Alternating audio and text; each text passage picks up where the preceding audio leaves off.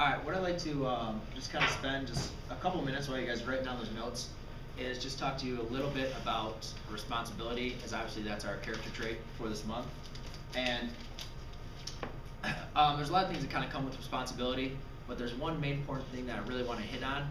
And so far I've been looking at students that have completed their homework and looking at what students have done to prepare for the test.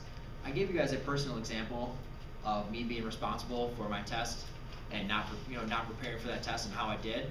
I did actually go ahead and pass the exam last night, so thank you. But a couple things, I had to learn a hard lesson. I had to go and study a lot longer than I need to. And what I wanted to tell you guys is it's kind of about responsibility and what I mean by being responsible in this class. And what I want to talk about responsibility is you guys being responsible for your grade. All right, I want you guys to understand that your grade is a direct reflection of you guys, and you are responsible for that grade. It is not my grade.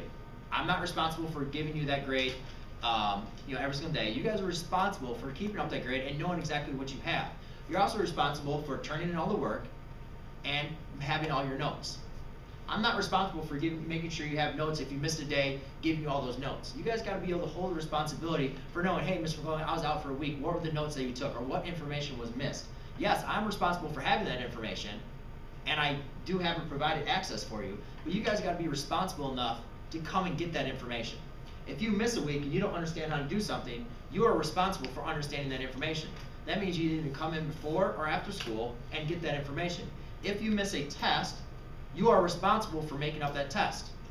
It's not my responsibility to find you, give you that test, and make sure you take that test that day. You guys got to understand you're responsible for your grade.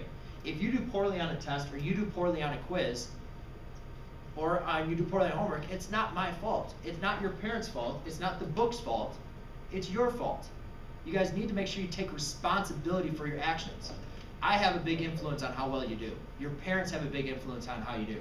But the biggest influence that you can ever have on how well you're going to do in this class is yourself. So you guys have to understand you got to take responsibility for that.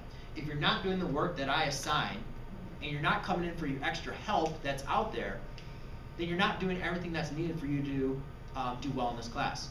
So take responsibility for your actions. I'm not saying, guys, everybody, it's going to be easy for everybody, but I'm saying you guys got to be responsible. If you're not doing the work you have to do, if you're not doing all the assignments, and you're not studying for a test, and you do poorly on a test, don't blame me for not teaching. Don't blame your parents for not making you do your work. Blame yourself for not doing the work that was needed in the class. All right? So that's all I really want to kind of say about responsibility.